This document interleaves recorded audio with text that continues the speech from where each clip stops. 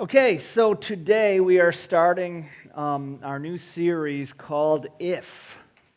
And we're going to be talking about all those things, well, not all those things, but we're going to touch upon maybe those major things that many of us say, if only to.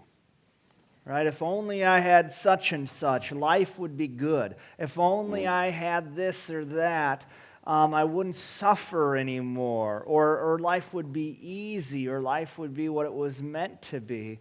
And those very same things we tend to say if only to, tends to be what we focus on this time of year. As we're closing up one year and entering into a new year, right? We make resolutions of stuff that we want for our lives and stuff we want to get rid of in our lives. And for the next 5 weeks or 4 weeks after this, we're going to be talking about some of those major things that seem to pop up.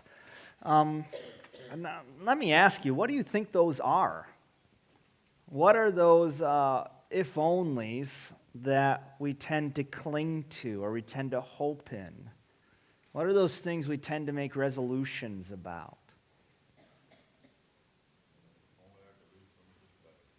If only you can lose some of this belly. All right.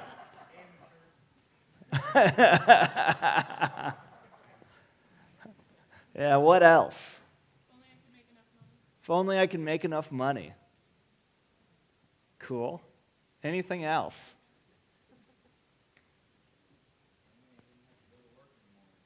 If only I didn't have to go to work in the morning. Yeah. Or maybe had a better job, all right, or a better boss. Yeah, Jan? If only I could get my son to listen to me. If only I could get my son to listen to me, right? If I had the perfect family, right? If only. Yeah. Yeah, what else? Anything else?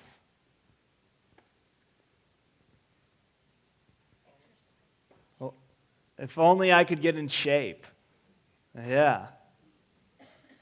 Yeah. If only the world could get along. Wow. You know what's crazy? That's the only one that we're not going to talk about for the next 5 weeks. You guys nailed it, which makes me feel good. I don't have to rewrite what we're planning to talk about the next 5 weeks. Though that's pretty big. That's pretty big. And we'll probably be talking about that quite a bit this whole year. All right? Because part of the gospel, the good news of Jesus, is that we're reconciled with God. That we were once torn apart and enemies from God, and He's bringing us close together. And one of the consequences of being ripped from Him, or being rebels at heart, is that if once we're rebels against God, we fight amongst one another. And so when we start to restore our relationship with God, when we allow God to do His work in us, suddenly we get along together. The more and more we understand the gospel. And that's not always the case with Christians because they don't mind the gospel enough for the beauty and the truth of what's there. So let's talk about those what ifs we mentioned. What happens if we don't get our if onlys? What happens when we don't get our resolutions? Kind of bummed out. Yeah. We see it as a reason for our failure. Yeah. We stop trying, maybe. Yeah. What happens when we get them? We want more. Is that interesting? Any other thoughts about when we get them? Sometimes it turns out that you would have been better off not getting it. Sometimes, yeah, you realize, man, I would have been better off if I didn't get this, if only. Right? It wasn't all it was cracked up to be. Right? It disappoints. Right? We can be happy for a while, but then that always fades. We always need more. We always need something better. We always need something else to put our hope in. You see, when your life rises or falls based on an acquisition of something, that thing is something that we call an idol. Right? So if your life rises when you get it, if it falls when you lose it, right, that's an idol. It becomes an idol. When we think of idols, we often think of statues, right? Like an image of maybe some Hindu god meditating or dancing with their many arms or something like that.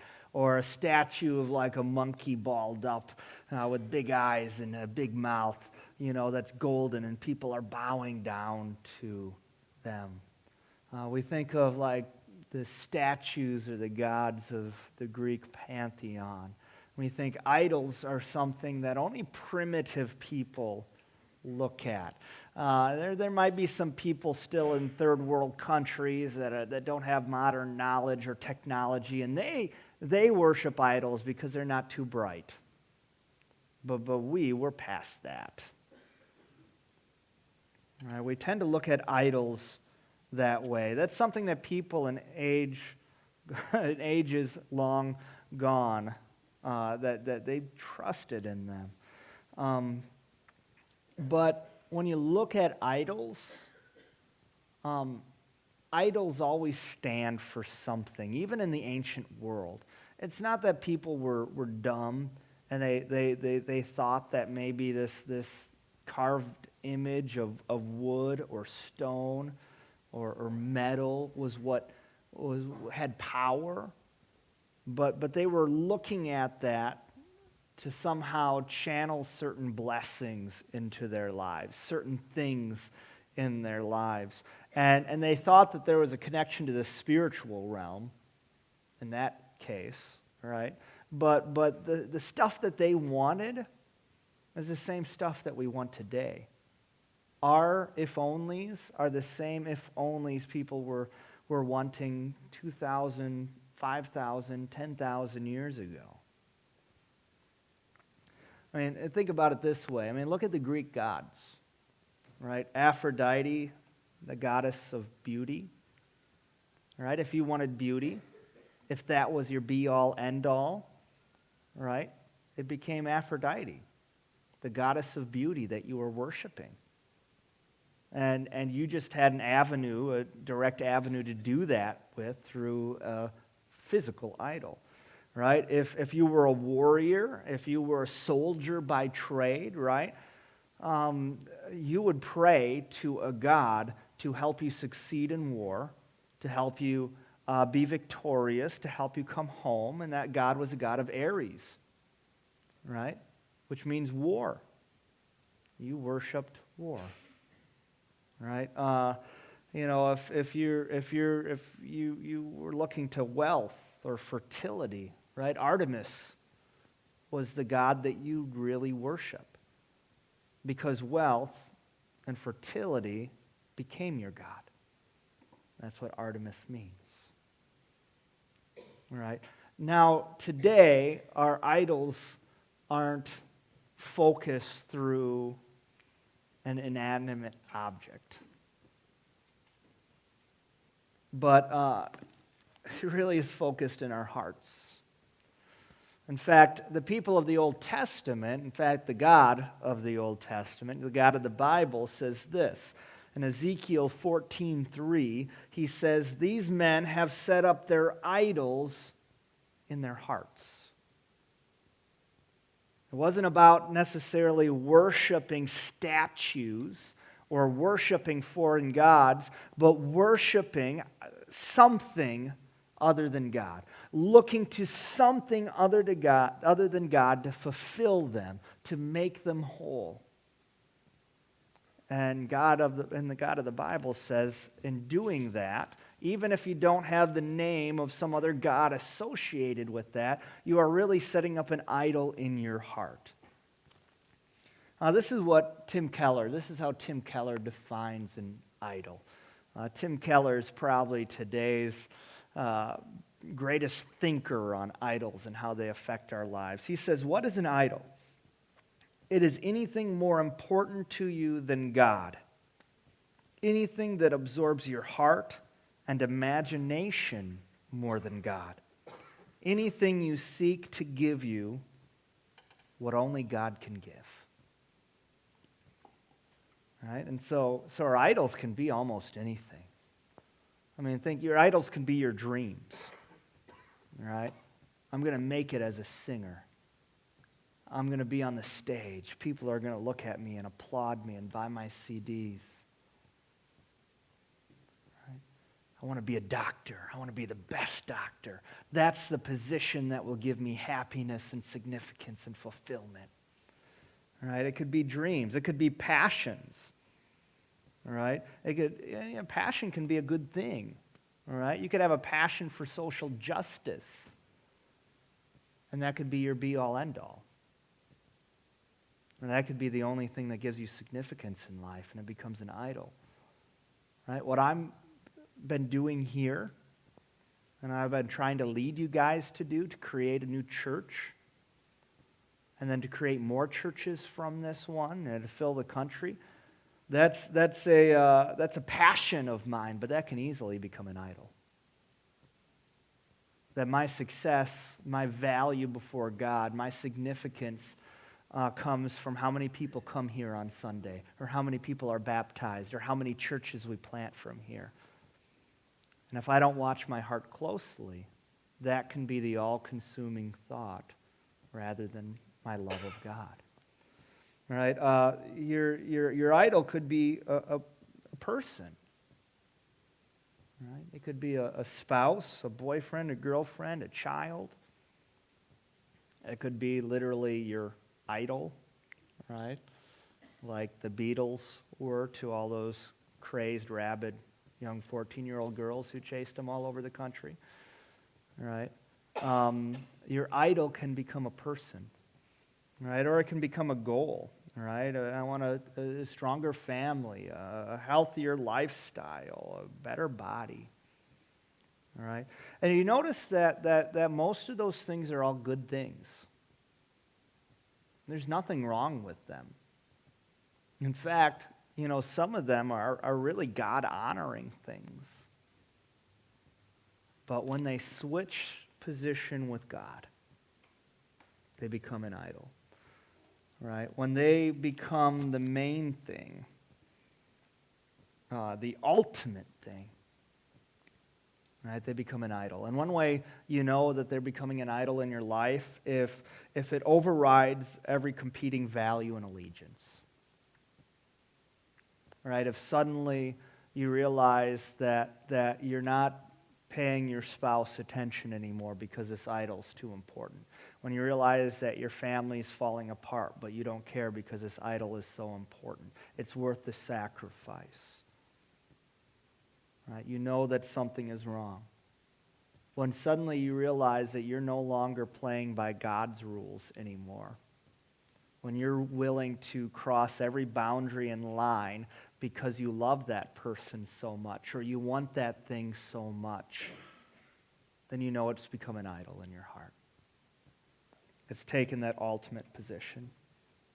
Keller also says this: an idol is whatever you look to and say in your heart of hearts, if I have that, then I'll feel my life has meaning. Then I'll know I'll have value.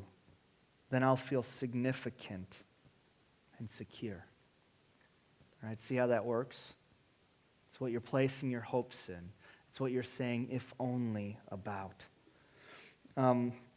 Today, what I want to talk about in the rest of our time here is maybe that biggest idol. I don't know if it's the biggest idol, but it's one that we think about the most right around this time of year. You know what that is? What? Money? Well, actually, that's a pretty big one. But I was thinking right after all the holiday feasting. All right? Losing weight, better shape. All right? I always think about this because I love eggnog. And I pour myself like a tall glass, and as I'm drinking that, I'm like, man, this is liquid gold. This makes me whole inside, And then I turned the carton, and I was like, this is like 500 calories, And it's like, in fact, if I hadn't drank it all, I was going to come up here and pour myself a glass and walk through that. It's probably good I couldn't find another carton, feed the idol desire in my heart, right? But think about our bodies. Like, how can our bodies become idols? How does that work out in our lives?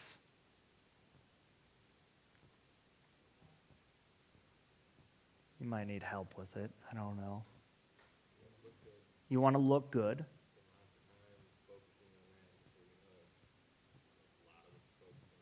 Yeah. You want to look good, and you spend a lot of time focusing on that, and you neglect other people. Is that what you're saying? Other people, other things, because you're so into your looks, right? So really, like our body shape or our beauty or our weight, right, is a big one. You can have an idol of your body through sex, right? When you think about it, sexual gratification. I want to gratify my body, and I want to do it through sexual pleasure, and so I'm willing to negate any other allegiance to get that one thing. All right, you can also then, your idol can become a body through gluttony, when you think about it, and that has nothing to do with your weight or your body size, but that has to do with your relationship with food. All right, and I'm still pretty slim, as long as I've got a shirt on, right? But I've got a pretty bad relationship with food. Something I'm working on. But I'm ravenous. In fact, because I've got such a bad relationship with food, I make Megan not buy food that I know that I'll eat. Because if it's in the house, I want a snack. If it's in the house, I want to devour it.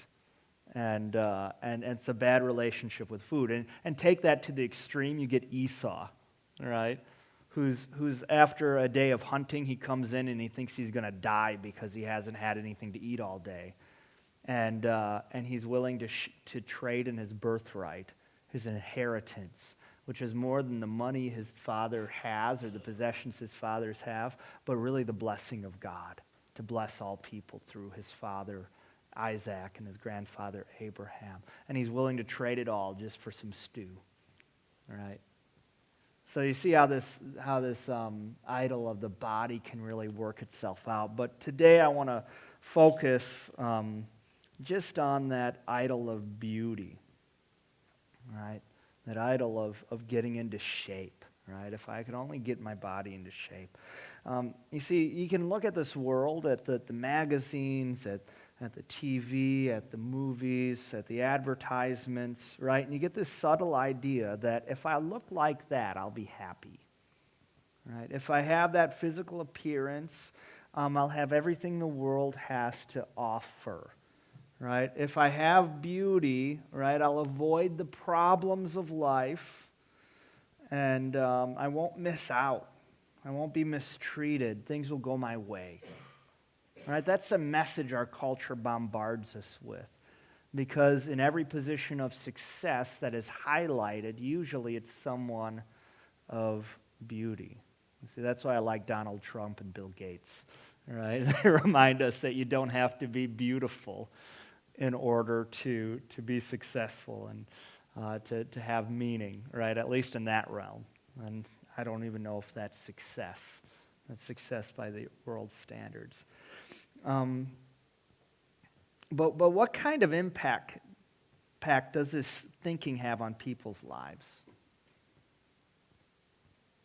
That if I have this beauty, if I have this kind of body type, or this kind of complexion, or this kind of hair, or this kind of muscle tone, my life will be good. We've always been taught that beauty is skin deep. Nothing changes just because you make it look good. Yeah, beauty's skin deep. All right, nothing changes just because you look good. All right, you've been taught that.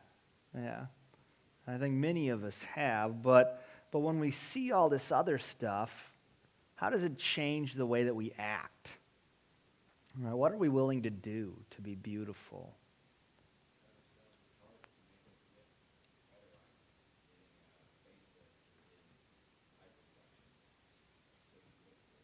Yeah. Yeah, so literally we cut ourselves apart All right, we have surgeries. That's kind of the extreme situation, right? To make ourselves more beautiful. And, you see those people once in a while, this big thing right now on the social media is like lists of things, right? Multiple pictures, and they'll say like, right, the most messed up plastic surgeries of 2014. And you see how in the pursuit of beauty, people ruin sometimes the beauty that God instilled in them in the first place. Yeah. What else are we willing to do to attain beauty?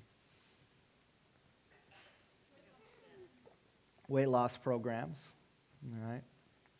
All right. Pay to Jenny Craig or Weight Watchers or whatever diet you want to go on and buy their food, right? Get addicted to working out. Yeah, yeah.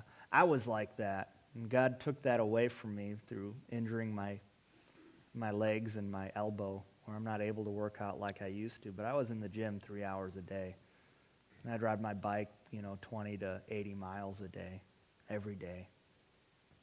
And I was in great shape. And the reason I did it, well, I did like the way girls looked at me. And I did like guys saying, dude, what are you doing?